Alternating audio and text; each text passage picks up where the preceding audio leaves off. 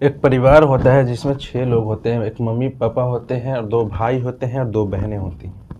दोनों भाई जो होते हैं वो अपने काम काज में लगे होते हैं, रोज़मर्रा की ज़िंदगी होती है उनकी, और अच्छा खासा उनके घर में इनकम आता रहता है। और दो बहनें होती हैं, वो पढ़ाई कर रही होती है। एक जो थी वो 11वीं क्लास में थी और दूसरी वाली जो थी वो 9th में थी।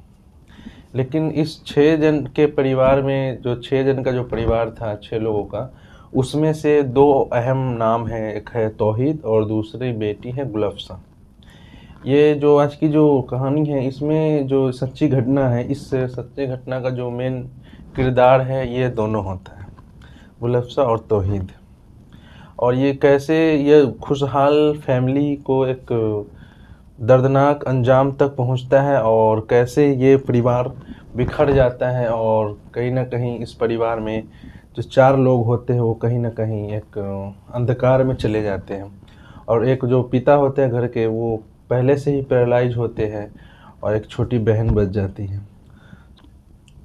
हेलो दोस्तों, स्वागत है अपने चैनल में। मैं हूं हसीब। आज का जो वाक़या है वो है उत्तर प्रदेश के गाज़ियाबाद से। गाज़ियाबाद में एक मोहल्ला है, वहाँ उसमें एक जो परिवार था जिसका भी नाम जिक्र किए थे, वो उसमें एक गुलफ्सा नाम की लड़कियाँ होती है, जो उसमें वो अपने स्कूल में 11वीं क्लास में थी और वो पढ़ रही होती है। लेकिन वो गुलफ्सा जो होता है, उसी के अपने ही मोहल्ले में एक समीर सुलेमानी नाम का जो एक लड़का होता है, उसकी आयु लगभग 24 ईयर्स था। उससे उसकी कहीं न कहीं प्रेम प्रसंग था।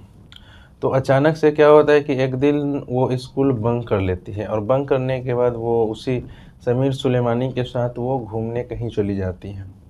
घूमने जाने के बाद उसके जो भाई होते हैं तौहीद, उसकी नज़र पड़ जाता है उस पे, और वो देख लेता है कहीं रास्ते में। तो उस समय तो वहाँ पे वो कुछ नहीं बोलता है, लेकिन जब वो घर पे आती है शाम को, तो उससे पूछता है एकदम गर्म लहजे में, और बोलता है, डांटता है। डांटने के बाद बोलता है कि तुम बताओ कि तुम थी कहाँ, मैंने तुम्हारे स्कूल गया था, वहाँ तुम नहीं थी। तो वो डरते हुए वो कुछ नहीं बोलती है, और उस पर चिल्लाता है, गुस्सा होता है, और उसे समझाता है कि देखो जो तुम कर रही हो ये बहुत गलत है, और हमारे समाज में कोई इज्जत नहीं रहेगी, लोग क्या कहेंगे। लेकिन वो लड़की होती है, वो कुछ भी नहीं बोलती है। उसके माँ को बोला जाता है, वो तौहीद अपनी माँ को बोलता है कि तुम इसे समझाओ। माँ भी समझाती है, पर वो लड़की नहीं मानती है। फिर उसके जो स्कूल होते हैं वो उसको बंद कर दिया जाता है, और स्कूल आने जाने पे पाबंदी लगा दिया जाता है। और उसके जल्द से जल्द एक उसके लिए एक लड़का ढूंढा जाता है, जिससे वो गुलफ्सा जो होती है वो शादी नहीं करना चाहती। तो ढूंढा भी जाता है, और बोलते हैं कि जल्द से जल्द इसका शादी करके इसको हटा देंगे, क्योंकि हमारी मोहल्ले में अब बदनामी होना शुरू हो गया है और बदनामियाँ होंगा।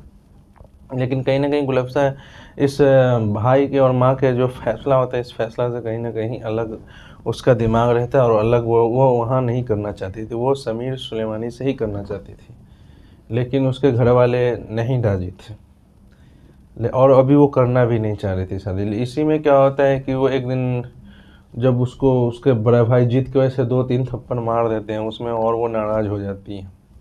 नाराज़ होने जाने के बाद 4 दिन के बाद जब उसके हाथ में फ़ोन लगता है, तो वो समीर सुलेमानी को फ़ोन करते हैं, और बोलता है कि बताओ मुझे कि तुम मुझे ले चलोगे या नहीं। समीर सुलेमानी बोलता है, मैं ले चलूँगा, तुम अभी सब्र रखो। और वो डांट रहे हैं, भाई है, डांट रहे हैं, मार रहे हैं, लेकिन वो बोलती नहीं, वो डांट नहीं रहे, वो इससे आगे भी बढ़ सकते हैं।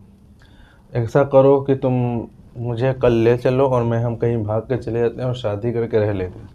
ये सारी बातें उसकी जो माँ होती है वो सुन रही होती है। उसकी जो माँ होती है वो लड़की की वो सारी बात सुन रही होती है। वो सुनकर वो सुबह का वेट करती है। सुबह होता है जब अपने लड़कों से, तौहीद से और उसके छोटे भाई से, दोनों से बता देती है। बताने के बाद वो अब और आग बबूला हो जाता है तौहीद, और गुस्से में, और उसको जीने का कोई हक नहीं है।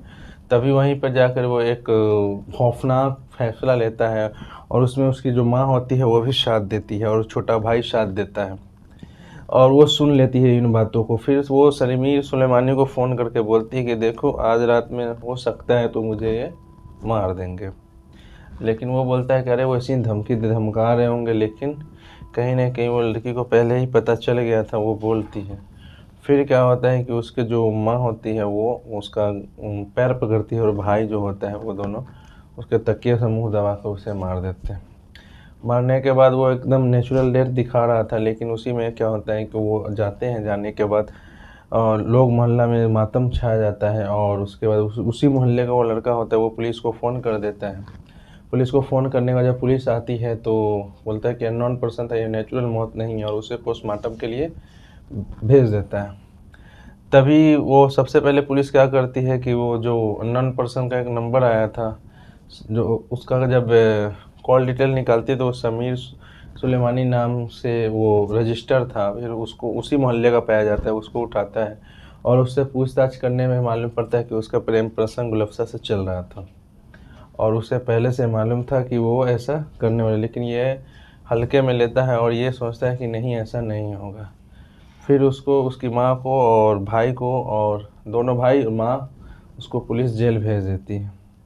और एक बच गया, वो प्रहलाद पिता, और एक छोटी सिस्टर बच गई उस घर में जो है। बाकी 4 लोग जो, एक तो दुनिया छोड़ चुके हैं और 3 लोग जो है काल कोठरी में जा चुके हैं। पता नहीं वो कब आएंगे या नहीं आएंगे, वो उसके, ये तो समय के गर्भ में छिपा है। लेकिन एक हंसता खेलता परिवार, कहीं ना कहीं बड़ों के ही एक